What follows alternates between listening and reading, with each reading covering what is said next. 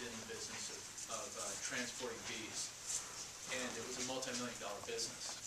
And so what I find, the question that occurred to me when watching the movie is, if they're making that kind of money, then somebody's paying them that kind of money.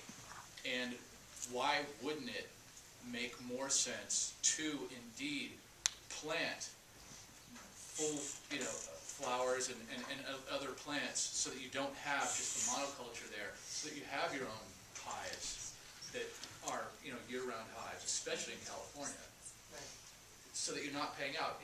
Is there not some sort of financial model? I know everything's driven by money, but isn't there some sort of financial model where that would be possible? If it costs us kind of dollars and the bees are collapsing and it's obviously not working out well, what's going on?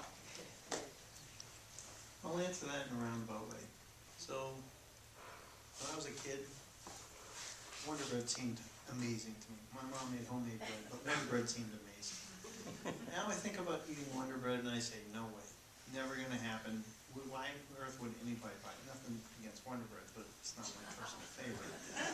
So I look at the way big corporations and big farms, our corporations, work, is they try to pick the most common denominator to find a path forward. They don't try to do something we're trying to do, which is be unique, be brazen in how you want to approach your business. And the reason I started my business the way I have is to do just that, to not be Wonder Bread, to not provide what everybody else provides. When we meet with the other winery association members, and we talk and they say there's too many wineries in New Hampshire, I look at them and say, we're not even competition. We're defining a whole new market space. And I think that the farmers in California that have hundreds of thousands of acres of almond trees, for example, or garlic, or you name the crop, I can get almost any kind of mono-type honey out there. They're just not looking at it from that perspective. They're looking at it from the perspective of, we can grow almond trees and we know how to do this, and this is what we do. They don't even want to have to bother with all the other pieces. Maximum yield per acre. Bill, anybody? Troy? I don't have anything. Okay. Well, I have a business, and one of the ways I think about things, I'm a little bit older. I was a carpenter for many years, and then I started my business 16 years ago. I'm not especially motivated by money. I mean, I obviously spend a lot of money on clothes and stuff. But, one of the things I've said is that money is not a goal, it's a fuel. So I think capitalists, a corporation is supposed to return earnings to stockholders. Buddhist economics would say responsible use of resources for the maximum good, as opposed to maximum use of resources to make as much money as possible for stockholders. So there's kind of a spiritual crisis, that a lot of people are motivated by getting more stuff. So I think that over the next 10, 15, 20 years, what will happen is businesses will see themselves as in service to the community, and that the money is a fuel. It's not a goal. It's like saying gasoline is a goal. It's what's important about a car is, do you drive safely? Who do you carry? Who do you help with that vehicle? The gasoline, you don't want to run out. I mean, I don't want to run out of money in my business. You don't want to run out of fuel in the desert or in a snowstorm. So you have to pay attention to it, but it's not a motivation at all. It's just the fuel for doing good. So that's what my hope again would be, that it's stupid, like what you're saying is, it's ridiculous. They're going to go down the tubes at some point, with the monocultures and so on, and eventually you would hope there would be a return to sustainable diversity with people, regional, smaller scale beekeepers sustaining the operations. That can happen and should happen, but it might take some time before we get there. Good answer. Thank you both. Yeah. One last question, please. Yes? Shades more for our hosts.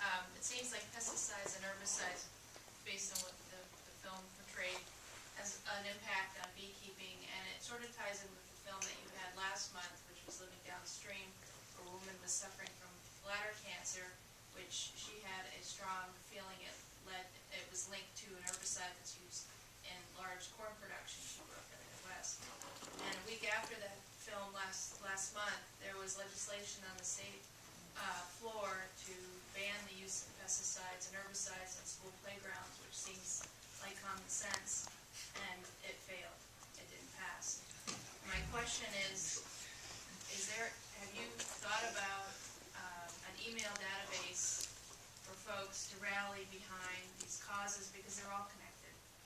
And I think that maybe it wasn't publicized enough to get people energized or get them at the State House, and the current political climate right now doesn't seem favorable for that type of passage, but I think that's something to think about. You've got a captive audience here that seems concerned about this type of crises that needs to start the movement. Yes, that is the organization, the LEAH Collective, so that's LEAH Collective.org, and they are the organization behind the bill to ban pesticides in school property and also at state parks.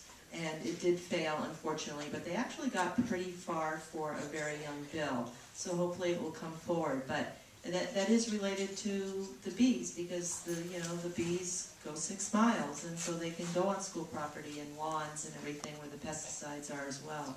So anybody who wants to get involved, it is the LEAH Collective. So, yes, sir. I just wanted to mention for those people here who are not beekeepers, this is a especially exciting time of year in beekeeping. There are 7 bee clubs in the state of New Hampshire. If you can check with the people as they go out and find which club is near you, they'd be glad to have you come to one of their clubs, and there would be more than one beekeeper there that would love to have you come to their home and go see their bee yard. This was a beautiful movie about the romance of bees, but I'll tell you, this has just scratched the surface. Find your local bee company, and you'll never see a beekeeper that won't want to talk to you all afternoon with bees. Thank you.